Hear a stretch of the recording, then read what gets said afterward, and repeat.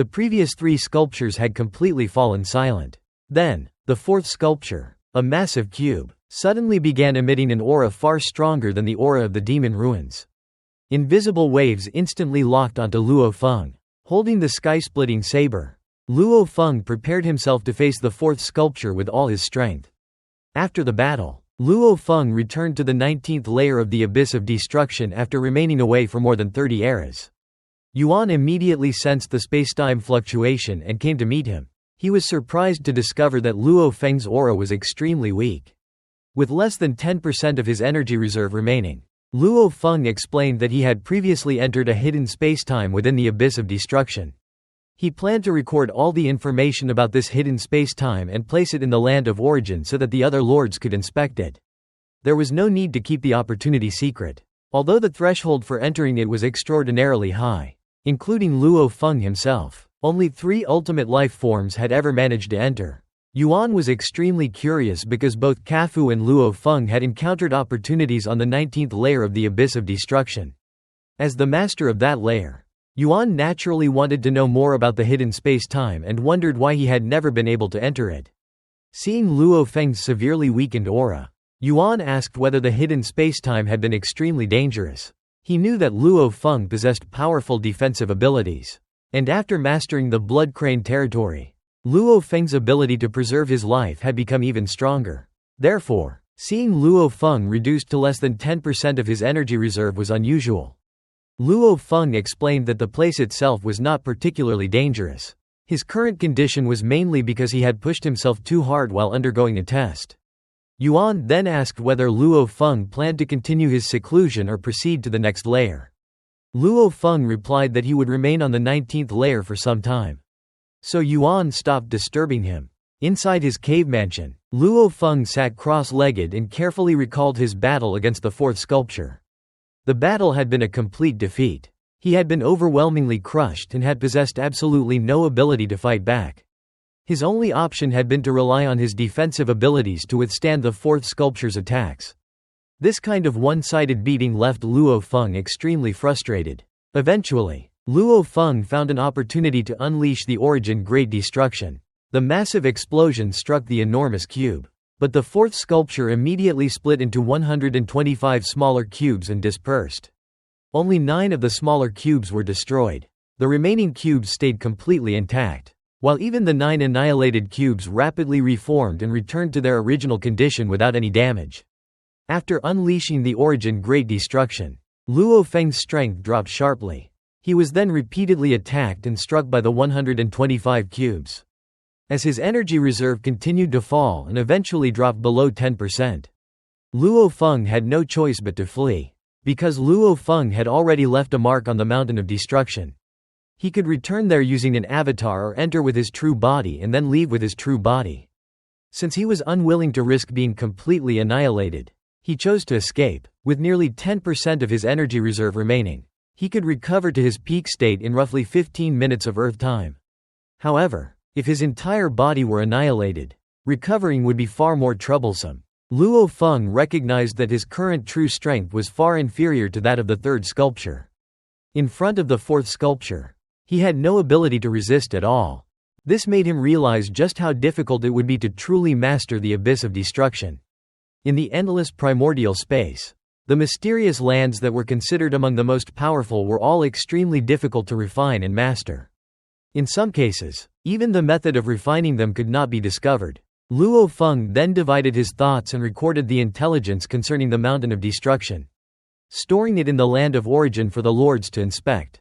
Mo Man noticed the newly stored intelligence almost immediately and began reading it. Luo Feng had recorded detailed information about the Mountain of Destruction, while excluding the specific details of the fourth sculpture's power and the exact process of their battle. The most important information was that by passing the 7 layers of tests, one could command and master the Abyss of Destruction. Mo Man was finally able to understand how this mysterious land could be refined and controlled. He also learned that only 3 beings, including Luo Feng, had ever entered the hidden spacetime. The information further revealed the terrifying strength of the 7 sculptures. The first sculpture possessed strength comparable to the infinite ancestor before his breakthrough. The second sculpture was comparable to two infinite snake ancestors joining forces. The third sculpture had even managed to suppress Luo Feng. When Mo Man read this, he was deeply shaken. Although some of the tests could reward destruction fruits, which could be exchanged for extremely attractive treasures, the difficulty of passing the 7 sculptures tests was extraordinarily high. Mo Man immediately contacted Jin and told him to examine the intelligence recorded by Luo Feng. Jin was also extremely interested in the abyss of destruction. Each layer of the destruction world contained a different type of power of destruction, and Jin had always believed that the abyss of destruction was worth investing his effort into mastering. After reading the information, Jin finally understood the method for refining and mastering the abyss of destruction. The process required passing 7 layers of tests, with even the opponent in the first test possessing strength comparable to the infinite ancestor before his breakthrough. Before the infinite ancestor broke through, he had been located on the 14th layer of the abyss of destruction, while Jin had been on the 12th layer. Although the infinite ancestor possessed the advantage of being the initial settler, Jin admitted that their strengths had been relatively similar. Based on this, Jin realized that he might not even be capable of passing the first test. The abyss of destruction was a mysterious land naturally nurtured by the endless primordial space. It did not understand or follow the primordial destruction Tao. Instead, it followed only one fundamental rule: the greater a being's capacity for destruction, the more the abyss of destruction favored it. According to the natural path nurtured by the abyss of destruction, ancestors had to discover 34 different types of destructive power along the path of destruction. Destructive powers that were too similar provided very little assistance, so the required 34 types had to be sufficiently different from one another. Together, they incorporated the mysteries of dozens of different Taos. Because of this, the path of destruction was extraordinarily difficult. The requirement to comprehend 34 distinct destructive powers and integrate the mysteries of dozens of Taos made the path so challenging that it was enough to drive any ancestor into despair.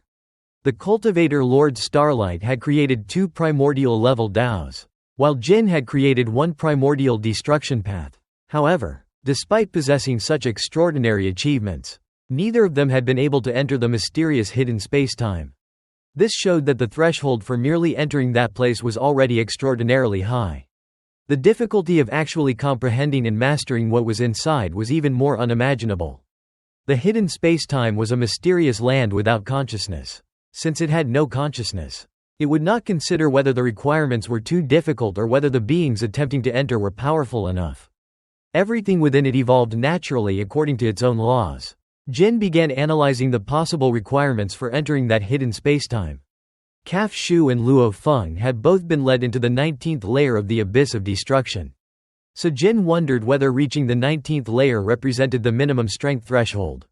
He also considered another possibility. Kaf Shu, Luo Feng, and Shazhou had all mastered a supreme power of destruction. So perhaps mastering at least one power of destruction was another basic requirement for entry. According to the intelligence Luo Feng had gathered, it was certain that Kaf Shu had entered the hidden spacetime, because the battle armor and the mountain of destruction could be exchanged there like treasures. There was also strong evidence suggesting that Shazhou had entered as well. Among beings stronger than Kaf Shu who had also mastered the power of destruction, only Demon Ruins and Shazhou remained. Demon Ruins had been born with his immense strength and had not experienced any obvious period of growth, whereas Shazhou had gone through a period of development and eventually grown to the pinnacle of the endless primordial space. Jin possessed the primordial destruction path, and the destructive power he could unleash had already reached the highest level of the power of destruction. However, he recognized that his greatest problem was his insufficient overall strength. The ancestors focused on mining and accumulating greater amounts of power, while the cultivator lords focused on creating and comprehending more Taos. Jin's primordial destruction path consisted of 9 parts destruction and 1 part life. He also possessed his own understanding of the mysteries of life, but that understanding was still insufficient to form a Tao dominated by life. Comprehending a Tao required an enormous accumulation of insight, and Jin's accumulation was still far from enough. Before breaking out of the cage, Luo Feng had already comprehended the primordial life and destruction Tao, which consisted of 7 parts life and 3 parts destruction. His understanding of destruction was already extremely profound, even after becoming a lord. However, Luo Feng still had to enter the abyss of destruction to further accumulate insights into the mysteries of destruction. Compared with Luo Feng, Jin's accumulation was even more insufficient. He was also not proficient enough in comprehending other types of mysteries. Jin could only feel powerless. Because cultivation naturally involved enormous difficulties and limitations. For some powerful beings, reaching the world-level primordial was already the absolute limit of their cultivation. For others, comprehending a primordial level Dao was the highest achievement they could ever attain. Compared with beings that could not break out of the cage, such cultivators were already extremely dazzling. But they still ultimately possessed limits. Even beings such as Starlight and Luo Feng, who could break laws through force, also had their own limits. Meanwhile, Luo Feng was located in the 19th layer of the abyss of destruction. He calmed his mind and looked toward the outside world. His gaze pierced through endless layers of space-time and followed the threads of causality, allowing him to see one domain after another. His vision reached the territory of the innate primordial camp, the territory of the ice peak camp, and the territories controlled by various weaker forces. On the mountain of destruction, Luo Feng had come into contact with countless killing intents and hatred. He had also seen countless memory scenes and had almost experienced many of them firsthand. Most of these scenes had occurred in the distant past, but some disasters were still continuing in the present. Luo Feng discovered that there were 3,916 disasters still ongoing. He immediately sat cross-legged and divided his thoughts into 3,916 separate thoughts. Each thought descended into one of those domains, where it began gathering power and gradually growing stronger. The domains were extremely far apart. Traveling to any one of them would take dozens of days or even longer. Therefore, Luo Feng's true body could not personally reach all 3,916 locations in time. His avatars were the only ones capable of descending into those domains and gradually accumulating power there. The 3,916 thoughts continued gathering power and slowly growing. After approximately 15 Earth hours, all of them had grown to a form possessing 1/10,000th of the energy reserve of Luo Feng's true body. Even with only this amount of energy, each avatar was already powerful enough to sweep through and annihilate any world-level primordial. Once everything was prepared, Luo Feng gave the command to act. Since the targets were world-level primordials, he naturally did not hesitate to kill them. At that moment, the black-clad Luo Fengs in the various domains simultaneously launched their actions.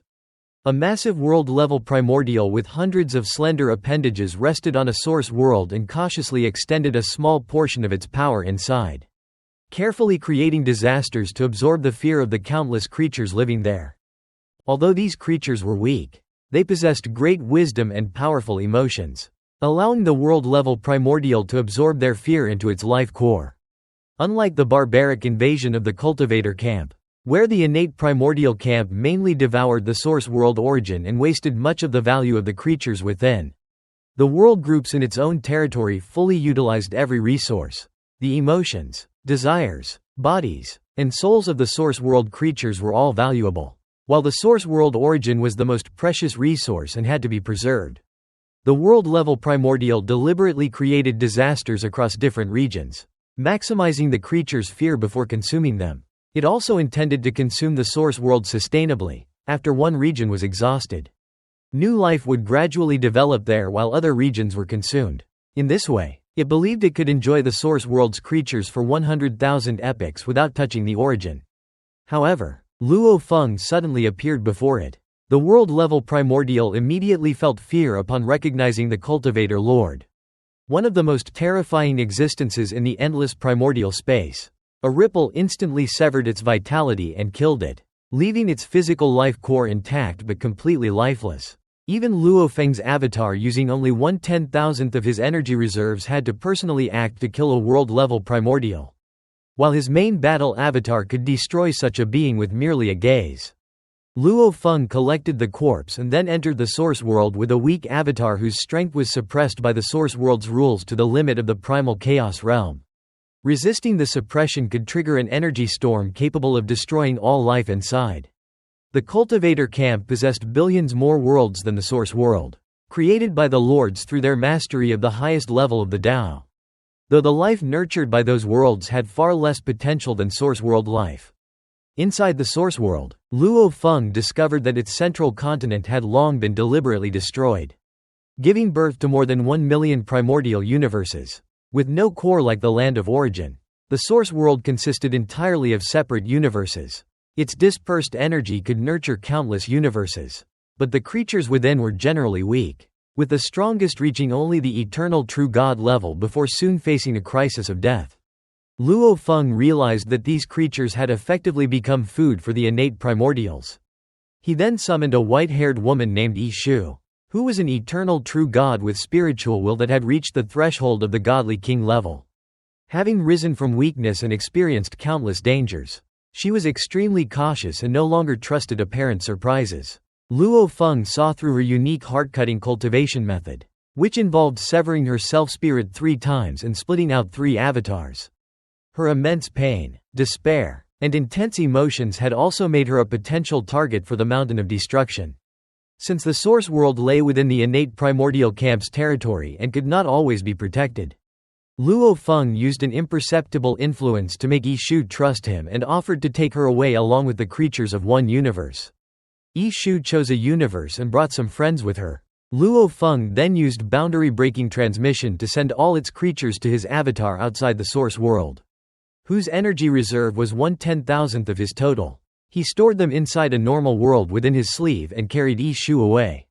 While traveling through countless spacetimes, he transmitted information about the cultivator camp, the other camps, and the current situation of the endless primordial space into her mind. Recognizing her potential, Luo Feng accepted Yishu as a registered disciple. At the same time, all 3,916 of Luo Feng's avatars were searching different regions for spiritually powerful individuals whose intense emotions had been absorbed by the Mountain of Destruction. Although many potential talents had already died, Luo Feng estimated that this operation could still allow him to recruit more than 100 registered disciples. Elsewhere, an infinite great serpent was slowly absorbing the source world origin, leaving the interior in ruin. Luo Feng arrived, though he felt he had come slightly late because even condensing an avatar in less than 1 day was still somewhat slow. The serpent recognized him and respectfully greeted the cultivator lord, but the surrounding spacetime immediately solidified, locking its life energy and preventing it from returning to its home infinite world before it could explain its identity as a member of the infinite race. Luo Feng killed it with a ripple.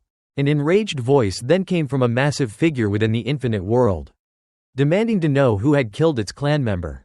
Luo Feng coldly admitted that it was him. The massive figure recognized Luo Feng and immediately became fearful, remembering that Luo Feng had severely injured Kafu, who ranked among the top 10, with only 3 strikes and possessed enough power to suppress any ancestor of the innate primordial camp.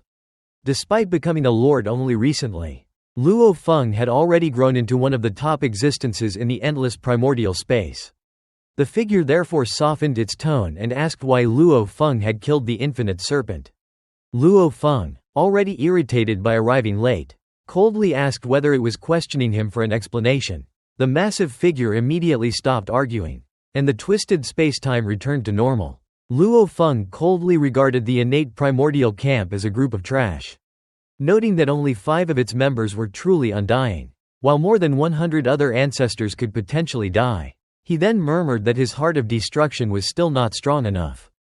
Ba Wei Yu, a powerful existence ranked among the top 30 in the endless primordial space, sensed the death of a world-level primordial from his clan. His rage quickly subsided after discovering that Luo Feng was the killer.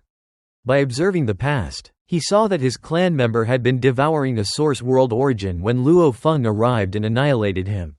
Ba Wei Yu suspected that Luo Feng had acted because the cultivator lords cared deeply about source worlds and opposed their consumption as food. Although the cultivator camp already controlled 3,600 world groups, Ba Wei Yu wondered whether they intended to expand further. However, unable to provoke such a powerful force, he chose to turn a blind eye and keep his distance, believing that the innate primordial camp and Ice Peak camp would suffer most if the cultivator camp truly sought expansion. The Thousand Eyes ancestor was likewise enraged when a world-level primordial from its own clan was killed, but immediately calmed down after discovering that Luo Feng was responsible.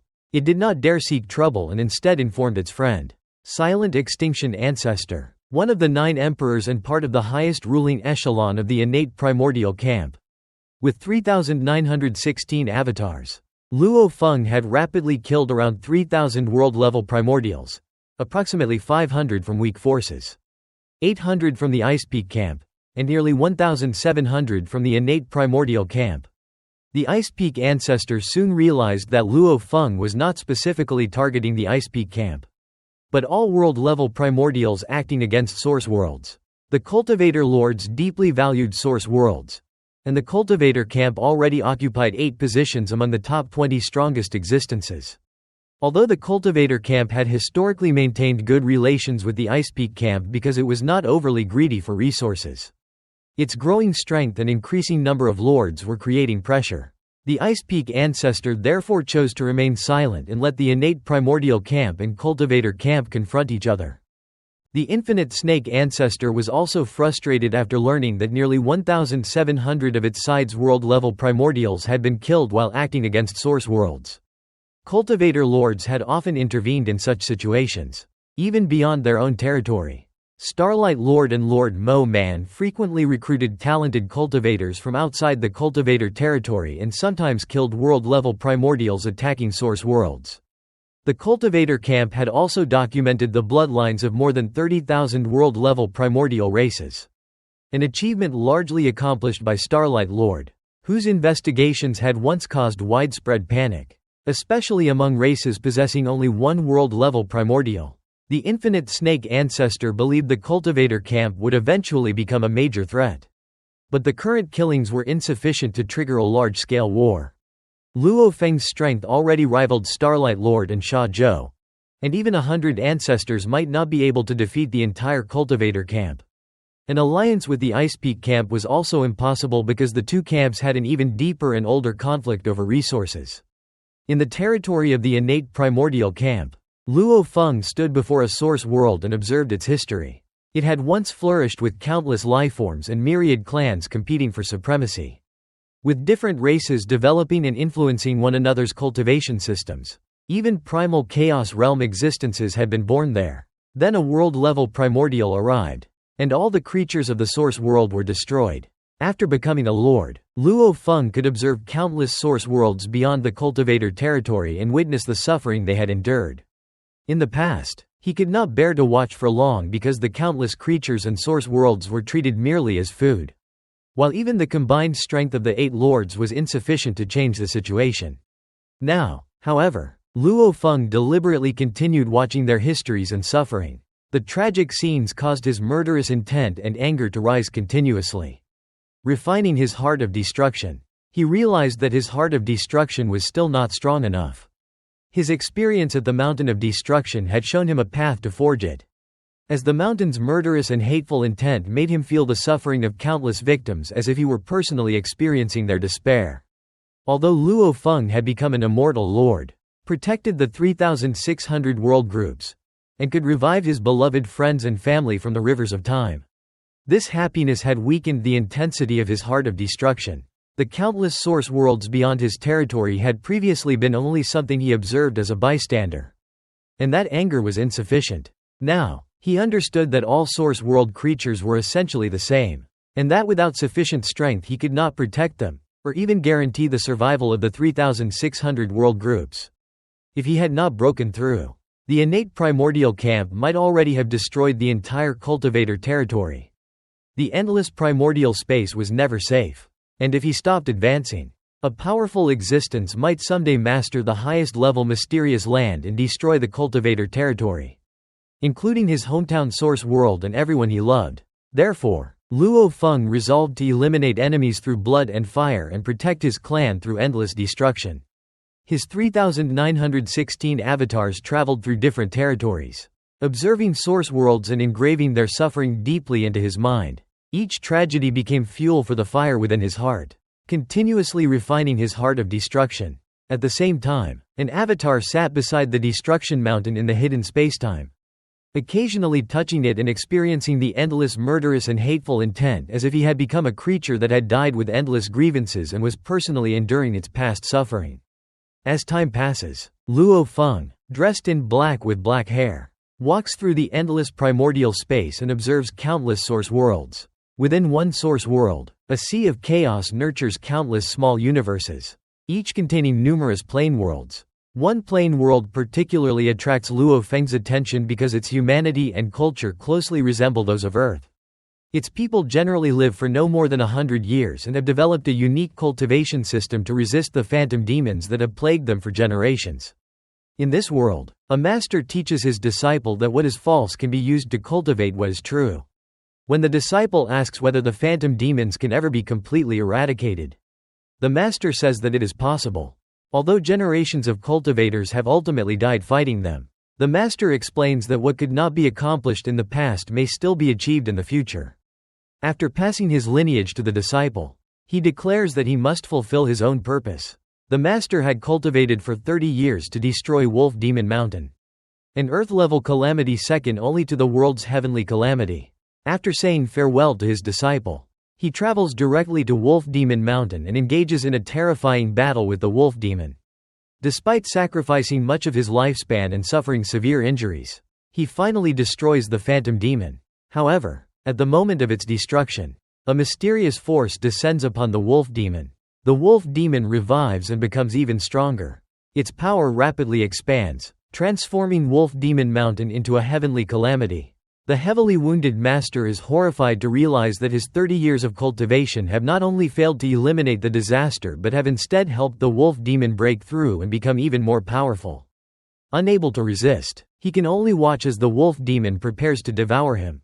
From the distant endless primordial space, Luo Feng observes everything. He understands that this entire situation is the arrangement of a world-level primordial life. An avatar of such a being exists within the source world and possesses the strength of the primal chaos realm upper limit. Because the source world is extremely scattered in strength and its strongest native cultivators have not even reached the true god level, the avatar can secretly manipulate countless universes with ease. The countless intelligent beings in this world continuously produce intense fear, despair, anger, hatred, and other negative emotions. Although their lifespans are short, their intelligence, powerful emotions, and enormous numbers make them valuable sources of emotional nourishment for world-level primordial beings. Luo Feng sends an avatar into the source world. His avatar also possesses the strength of the primal chaos realm upper limit. With a simple movement of his hand as though wielding a blade, he declares, "Annihilate." His words become law. The resulting blade light follows the life chi mechanism and kills the avatar of the world-level primordial life. It also annihilates the numerous calamity forces throughout the source world. At Wolf Demon Mountain, the master suddenly discovers that the Wolf Demon has vanished. All phantom demons throughout the world disappear without a trace. The disaster forces across the entire source world and all its universes are completely eradicated. The dark and gray aura covering the world vanishes. The sky becomes clear, and sunlight shines across the land for the first time. The master cannot believe what has happened and repeatedly verifies that the world is real rather than an illusory realm. When he finally confirms that the phantom demons are truly gone, he becomes overwhelmed with joy. Although he had told his disciple that the phantom demons could one day be eradicated, he had never truly believed that such a day would arrive. He had only intended to sacrifice himself to make the world slightly better. Yet the impossible miracle has finally occurred. Luo Feng watches the people rejoice from the endless primordial space and feels pleased by their happiness. He recalls that he was once an ordinary and humble life like them. Although these people are weak, they possess love, hatred, desires, and aspirations. Luo Feng cares about the suffering of the weakest beings because he was once one of them. This is different from the Golden Lord, who was born as part of the Destruction Demon clan and was accustomed from birth to destroying countless lives. The Destruction Demon clan follows the law of the jungle and selects its strongest members through slaughter. So the Golden Lord has no compassion for the weakest beings. Luo Feng, however, sympathizes with them because he once lived at the same level. Luo Feng realizes that what he can currently do remains limited. The countless source worlds that have suffered and continue to suffer constantly remind him of the consequences of weakness. He wants to protect his homeland source world from suffering the same fate and also wishes to protect the countless weak lives throughout the endless primordial space. Luo Feng silently vows that one day, No creature in the entire endless primordial space will dare to devour any source world. Achieving this requires terrifying strength and enough power to make even the ancestors fearful. He recognizes that his blade is still not sharp enough and continues walking through the endless primordial space. Luo Feng's numerous avatars travel throughout the vast expanse, observing the past and present of different source worlds. Whenever they discover a world-level primordial life attempting to devour a source world origin or the creatures within a source world, Luo Feng effortlessly kills it. Although the number of world-level primordial beings he kills initially does not appear significant, the total gradually becomes substantial. As news spreads that any attempt to devour source world resources will attract Lord Luo Feng and lead to certain death, the world-level primordials begin avoiding source worlds. They even stop exchanging source world resources and refrain from sending avatars into source worlds because they fear Luo Feng's wrath. As a result, during the period when Luo Feng's numerous avatars roam the endless primordial space, the suffering of countless source worlds suddenly disappears. Luo Feng realizes that even world-level primordial beings can feel fear. There are more than 2 million world-level primordial lives throughout the endless primordial space. As the founder of the primordial life and death Tao, Luo Feng can sense the life qi of all world-level primordial lives with a single thought. More than 800,000 of them belong to the innate primordial camp. While many other world-level primordials live in extremely remote regions, Luo Feng reflects that he has traveled for only hundreds of epochs and has cumulatively killed only 7,000 world-level primordials. Yet this has already frightened all of them. He had once believed that he was powerless to influence the countless source worlds outside the cultivator territory. However, after taking action, he discovers that killing more than 7,000 world-level primordials has already dramatically improved the circumstances of countless source worlds. He concludes that some things must be attempted, because taking action can produce an appropriate result. At that moment, distant time and space begin to twist and connect with a faraway location. A grand silhouette observes Luo Feng before crossing through time and space and arriving directly before him. An endlessly winding giant serpent appears in the air. It is the infinite snake ancestor, the leader of the 9 emperors within the innate primordial camp. The infinite snake ancestor looks at Luo Feng and tells him to stop. Luo Feng confronted the infinite snake ancestor, who demanded that he stop killing world-level primordial life-devouring source world resources. Luo Feng pointed out that he had killed more than 7,000 such beings over the previous 100 epochs. He argued that innate primordial life could grow stronger by relying on resources from the endless primordial space instead of devouring source world origins, allowing both sides to avoid becoming mortal enemies. The infinite snake ancestor rejected this, stating that the infinite race relied heavily on source world origin and that abandoning it would reduce their chances of birthing ancestors by 70 to 80%. Luo Feng replied that the infinite snake ancestor did not represent all innate primordial life, and that those who devoured source worlds deserved to be counterattacked and killed by their inhabitants. When the infinite snake ancestor warned that continued interference would eventually trigger another war, Luo Feng said that if war began, its flames would spread into the infinite snake ancestor's territory. He also warned that, unlike during the previous war when he had only recently become a lord, his strength had now increased greatly, and he would bring the innate primordial camp an even greater surprise. The infinite snake ancestor immediately recalled Luo Feng's terrifying origin Great Destruction before leaving. Luo Feng doubted that the infinite snake ancestor could truly start another war, since many ancestors had little need for source world resources. Weaker ancestors feared death, and the giant god emperor's faction did not favor war. All 8 cultivator lords were undying and imperishable, while only 5 ancestors in the innate primordial camp shared that status, with more than 100 others still facing death. Without a clear advantage or sufficient safety, few would be willing to fight. The 9 emperors of the innate primordial camp then gathered to discuss the situation. Initial stated that Luo Feng had become stronger and that another war would bring unpredictable casualties. The giant god emperor noted that Luo Feng had not wantonly slaughtered innate primordial life and suggested that the infinite race might overestimate the value of source world origin. The Black Tide ancestor also believed that starting a war without sufficient strength would only bring disgrace. The infinite ancestor pointed out that Luo Feng's actions were far more restrained than those of the Starlight Lord. who had once killed several tens of thousands of world-level primordial life merely to collect innate primordial bloodlines. Luo Feng only targeted beings devouring source world resources. The Mother of Spacetime then stated that starting a war would be unfavorable for the innate primordial camp, as she foresaw a conflict even more brutal than the previous one, with the innate primordial camp suffering far heavier losses.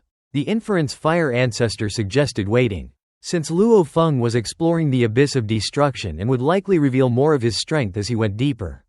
The Infinite Snake Ancestor agreed, realizing that Luo Feng's true power remained difficult to determine. 500 epochs later, no world-level primordials dared to consume source world resources, and even the ancestors temporarily refrained from doing so. During this period, Luo Feng's avatars visited every source world. Observing their histories, he saw that the source worlds within the cultivator territory had endured both the era of innate primordial rule and the later era of the lords, whose rise and protection finally gave countless source worlds hope. The historical memories of countless civilizations and living beings were integrated into Luo Feng's heart, repeatedly tempering it and forging his heart of destruction. He realized that the more one loved the world and its countless lives, the more firmly one needed a heart of destruction, because showing mercy to those who devoured source worlds meant cruelty toward the cultivator species. Therefore, he resolved to kill without mercy anyone who devoured source worlds or the life within them. Luo Feng understood that this goal was immense and that even comprehending the primordial blade path might not be enough to achieve it. But he was willing to continue acting through endless epochs, progressing step by step like the foolish old man who moved mountains. With his heart of destruction formed, he began the next step of harmonizing his heart with the Tao and completely integrating them. As the mysteries of the primordial blade path merged together under the guidance of his heart of destruction, Luo Feng's aura transformed into something resembling an incomparably sharp blade, and the destructive aura he released became far more terrifying than that of Jin and Kafu.